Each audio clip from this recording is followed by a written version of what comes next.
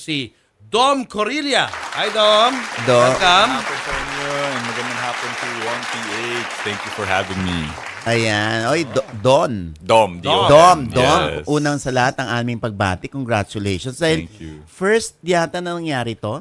For Mr. Global, first Yes. Filipino. Oo, ilang beses na tayong sumali. 10 years. 10 years. My yeah. God, for 10th 10 years sumasali tayo. Ngayon lang tayo no? Yes. Ang taray. Oo. Pero alam mo, yung mga ganyan, syempre, meron ka na agad credential para makapasok sa industriya namin, no? Kung gusto mo ba makapasok sa amin dito? Of course. Oo, pag gusto mo makapasok dito, iiwan mo lang yung tsinelas mo sa labas. Hindi, joke lang. Ano ka na, Media Quest? Ano ka na, di ba? Hindi, joke ka na lang. ng Media Quest. Hindi, joke lang. Pinapangiti lang Anong kita tips kasi mas gusto kong makita yung mukha niya na nakangiti. Ayan. Oo, eh. Ang gwapo-gwapo niya. Anong in tips fairness. ang pwede mo ibigay, Mama Odge, Okay. para maging aktor, Okay. maging magaling na aktor, itong si Dom? Okay, yung mga tips na ibibigay ko sa iyo, no? Ito, 13, 24, 14. Uy, illegal yun eh. Maisuan tayo rito. Anong Tips tip? sa acting. Sorry. Maging celebrity. Nawawala Ano na pwede mo naman ako. ibigay? Oo, hindi. Alam, sa totoo lang na nowadays, Diyos ko, kung papasok ka ngayon, napakahirap, ha? Ako na nagsasabi, kahit kaninin, kahit kami nag-aalaga ko, nahihirapan kami pumasok, ha? Oo, kasi alam kung bakit. Dalawa na ang uri ng artista ngayon. Isa yung movie and TV actors. Pangalawa yung digital stars. Yes. Oo, yung may bang kahit mga hindi bago ng naman, no? yung bang kahit hindi naman sila Sa social media. kahit naman hindi sila lumabas sa TV, pero pag nakikita sila sa kalye, sa mall, binabati sila kasi napapanood sila sa digital. 'Di ba?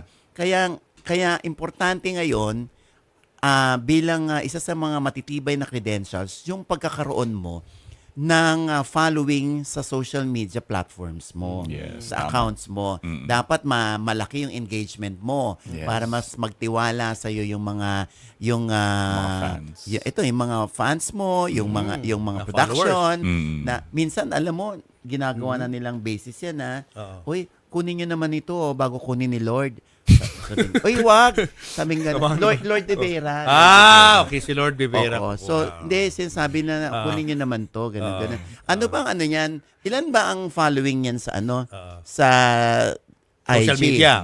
IG. Meron bang TikTok account yan? Hinahanap Ilan yung ano niya, likes niya, tsaka yung followers niya? Tinatanong na ngayon yan. Meron ba bang ganun? Meron na akong You every have a YouTube platform. account too? Oo. YouTube, yes. Yun ang importante na palakihin mo, palaguin mo yan. Galing Kasi naman nagiging mag-tip ni Mama credential yan. Yes, tama. That's number one.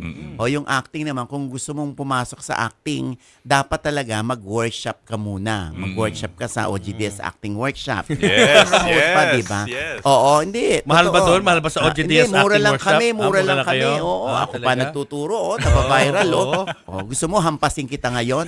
Hindi. Meron siya nung gano'n eh. Gusto mo ba? Paano yung parang ginagawa mo ron? Practice. Gusto mo ba yung hayop ka? May araw ka rin. Mapupulo ka sa impyerno. Pero leveling yan. Level 3, level 5, level 7, level 10. Ganon. Ano yung Gusto mo level ba? 10? Ano yung level 10? Hindi, pinakamalakas. Taas na ng boses mo nun. Yung parang, lahat ibibigay mo na, tapos bukas patay ka na, ganon. Oo. Kaya mo ba yon? Kaya mo ba yon, Dom? Kung kaya mo, nako, makipagkita ka sa akin sa CR. Sa CR. No, conference room. Na-misinterpret nyo, Nervous ako sa'yo at babaod siya. Conference room, merong anong bakanting conference room, pwede baka kitang tatayin yan, ha? No. Pwede kitang conference room. i-orient. Oo. Conference room. Tama. Alam mo, si Papo malisyoso, ha? Oo. CR kasi. Ang tagal-tagal mo na rito sa industriya, Papo, CR. Hindi mo kasi makalimutan yung prank na ginawa sa'yo ni Vice Ganda. Yung nilagay yung number mo sa CR. Kaya yun ang tumatak sa utak ko. Anyway, Dom, tell us about the pageant. Paano ka napili doon? Kamusta experience mo? It started when my journey with Mr. Pilipinas Worldwide last year, where I got a placement as top 6, and then I was given the title of Mr. Global Philippines. And then after that, I prepared for 6 months to go to Thailand. I went through Q&A training. I went to walk training. I also did a lot of modeling workshops and to really, enhance my presence on stage and on camera. And then when I was on Thailand, doon na talaga gumawa kami ng activities, to showcase our looks, our talents. And then, nung sa pageant night, alam ko kasi, mas gwapo talaga yung mga ibang delegates. Sobrang gwapo, sobrang bato-bato yung katawan. So parang for me, babawi na lang ako sa Q&A kasi doon ako magaling. Mag-English, mag-speech. Tapos, and it turns out, there's 4 Q&A portions in the pageant. So talagang, doon ko talaga ginalingan. At thank you, Lord, nanalo ako ng Mr. Global 2024. Yeah, ganun. Wait, curious lang ako yung mga ganyan. Anong mga napapanalo? For me, for Mr. Global, they gave, itong sash, tapos itong winner's jacket, which is parang very special for the grand winner. And then they gave a watch, a Mawad watch, which is a very valuable watch. And, sponsor deals and brand deals. Pero to come pa yun in the future. So, walang cash prize? Merong cash prize. Okay naman. Okay naman, yes. Di ba ina-announce naman kung magkano yung cash prize? Yes. Pag grand winner? Magkano? It was like 30,000 baht. Thailand baht. Ano yung equivalent nun? 50,000 pesos, gano'n.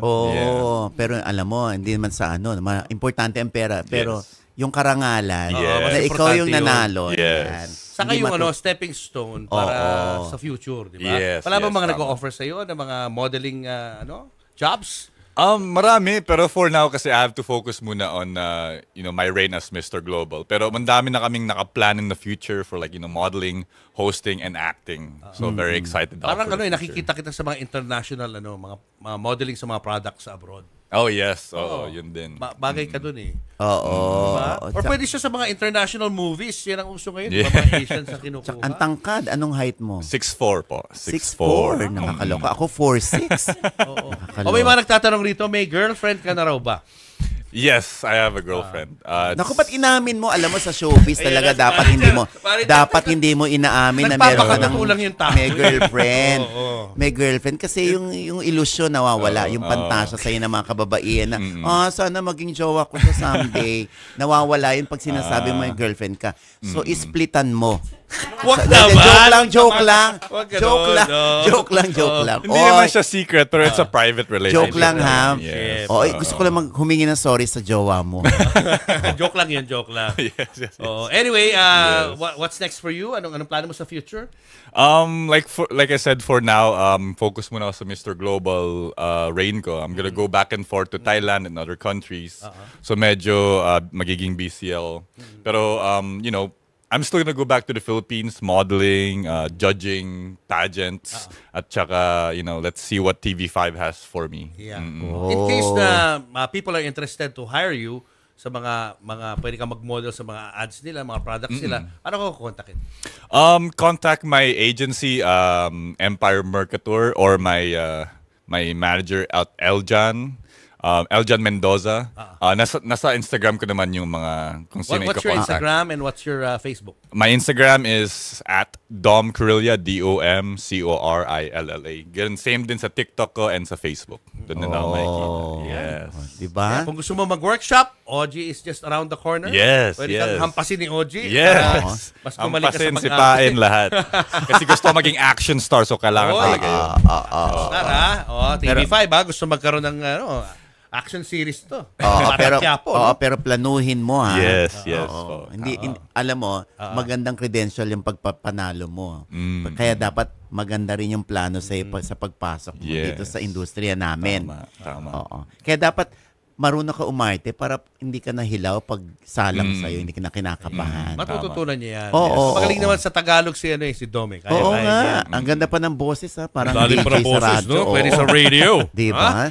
Pwede kahit saan si Dom. Thank you, Dom.